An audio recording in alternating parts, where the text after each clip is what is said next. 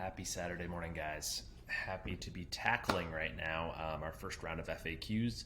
Each Saturday, I'm going to take some of the questions that came up over the week and dive a little bit deeper into those topics.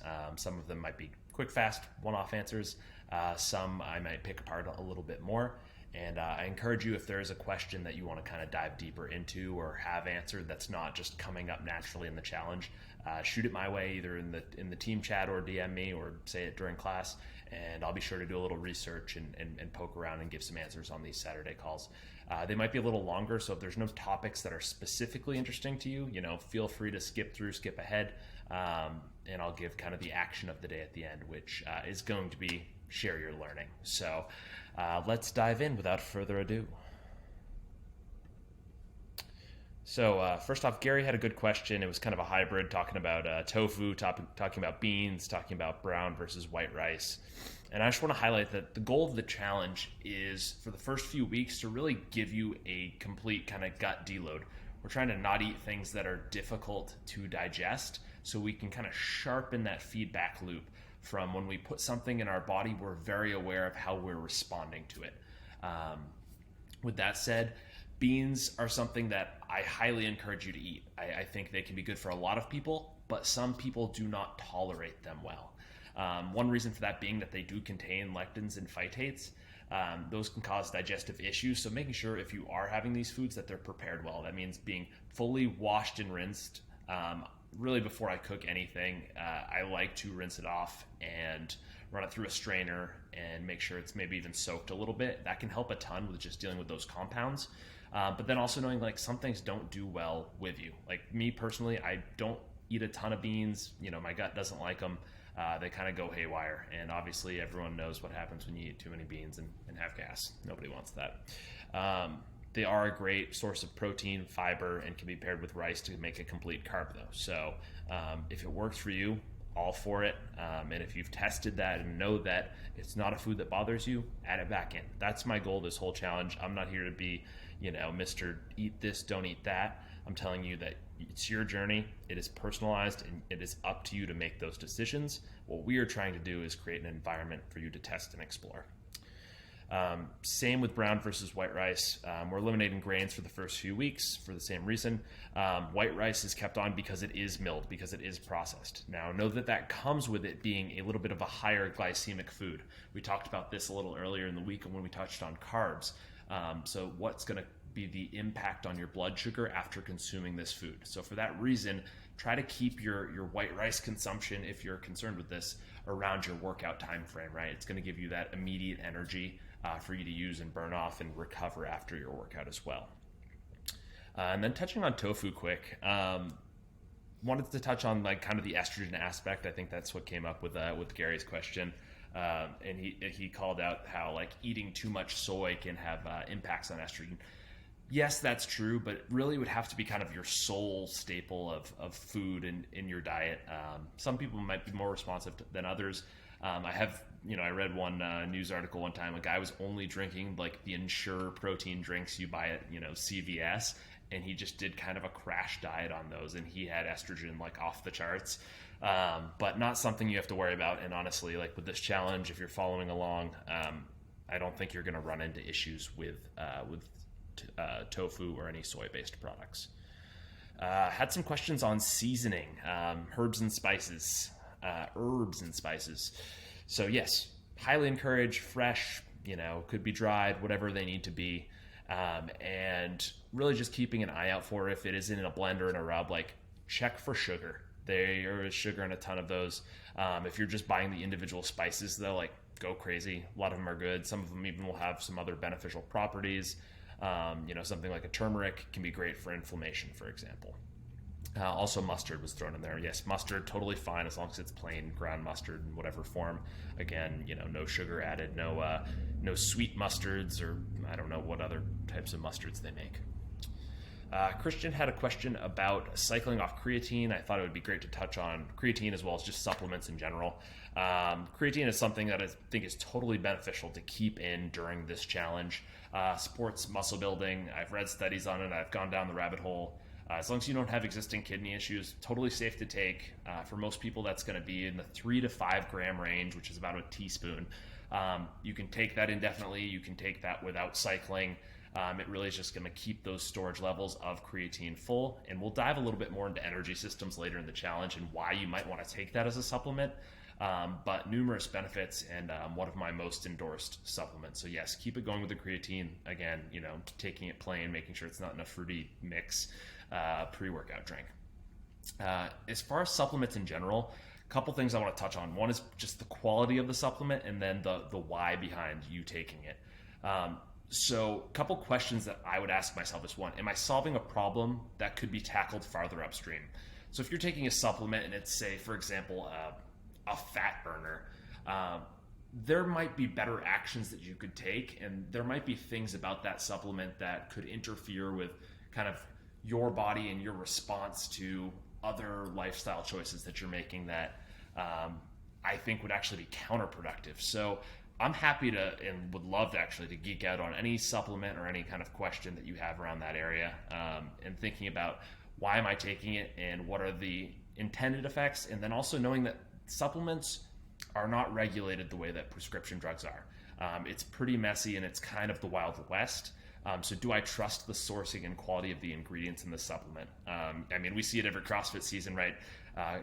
Athletes who are going to the games getting popped and saying, I didn't know I was taking that. It was in this supplement, but it's still on you to have that tested. Now, I'm not worried about any of us popping during the open, but I am concerned with you taking in something that might actually interfere with your body and be unhealthy. So look for certifications. I know looking at the NSF certification for sport is a great one. Essentially something that's been third-party tested. Consumer Labs is another one. And just knowing, like, do I trust this company? Do I trust what it is? And also focusing on supplements, I always say, in kind of their individual form, in that there's not a blend, there's not a proprietary matrix. It's really like, this is the ingredient. This is the thing that I'm taking, and taking it in clinically validated doses if and when available. What I take right now, and I'm continuing to take through the challenge, is Athletic Greens, fish oil. I do a liquid fish oil from Nordic Naturals, and I just take a little swig out of it and leave it in the fridge, every morning after breakfast. Liquid vitamin D, again, a little dropper full, a couple thousand IUs. Creatine, usually 5 to 10 grams a day, usually around my workout period. Beta alanine, usually 3.2 grams or 3,200 milligrams. Again, a clinically validated dose, and just scooping that in with, my beverage when I'm working out. And I put creatine on there twice. I meant citrulline, and I'm usually about 5 grams of citrulline. That can support nitric oxide production if I'm doing a workout that involves blood flow and more of a pump. Next up, questions about yogurt came up a lot, and I also want to use that to touch on probiotics, fermented foods, and prebiotics. So I put yogurt back on the list this year because I believe the benefit of a live cultured yogurt actually is better than leaving it off. And the reason it was eliminated last year was because we were getting away from dairy. We were getting away from milk proteins and lactose because, again, those are two things that can be problematic for people. The reason I wanted to put live cultured yogurt back in is because I believe that, one, the benefits of having both the probiotics and the nutrients from that are more beneficial than maybe the interference you might have. And the fact that with these fermented foods, with these probiotic foods, they tend to be pre-digested and highly bioavailable in terms of the nutrients that they contain. And so I'm not saying that I want you to eat and I know a lot of people are like, oh, well, I want Greek yogurt, I want to go back in. I'm okay with that if it's like, hey, it's a choice between nothing and Greek yogurt and I need to get protein in, or if I'm like severely missing my goals. But the reason for this is, again, for it to be a live culture food. So take a look at the labels when you're in the grocery store. And next time I'm in, I'll kind of do a little sneak peek and snapshot of what I look for and at. But it should say something around like live cultured when you're in there, and then take a look at the added sugar. If there's anything that says added sugar, it's out, it's off the list. That's that for fermented foods, prebiotics. Also, yeah, if you aren't eating any of the prebiotic foods, getting something like asparagus in can help feed the probiotics that you're consuming and taking in. So every day I'm having foods that meet kind of checklists across the board in all those areas. So So, a meal with asparagus and then maybe kimchi, right? So I'm getting pre and probiotics. And then one question that's come up, I've had a couple people say like, oh, I'm always hungry and I'm always, thinking about food and I can't get enough. So there are two aspects to this. We're 1 week into the challenge. Maybe you made some significant dietary and lifestyle changes right now, and that's okay. Like we're not supposed to be comfortable all the time. I think we get caught up in this fact that like I should always be warm, I should always be satiated, I should always be, and get okay with being uncomfortable. Get okay with like changing things up, with doing hard shit. That's how we grow. That's how we evolve. Especially if you're not where you want to be right now, you are not going to be able to change if you don't get uncomfortable to some degree. So if your goal is muscle gain, it means you're going to have to maybe eat more food than you want to eat. Maybe you're a hard gainer and you got to kind of force an extra meal. We can talk more about strategies there. It definitely means that when you're in the gym, you need to push yourself. And that means, when I'm going deep in those sets and I'm hanging onto that barbell and pumping out those extra curls, that I'm fighting. I'm going to feel a burn in my muscle. I'm going to want to put it down. And you got to fight through and push through that pain and drive with intensity to create adaptation. It could be on the opposite end. It could be, hey, I know I need to lose some weight. Hey, I know I need to lose some body fat. And that's going to be what's best for me and my long-term health. It might mean that you're going to be hungry sometimes. I'm not saying you should live in a constant state of denial, and we'll talk about how you can do some refeeds and some strategies around that so that you're not always in a deficit, but it's okay to be uncomfortable, guys, and your body will get used to things. It is amazing at adaptation in and of itself, and so it could just be because you're changing up your routine.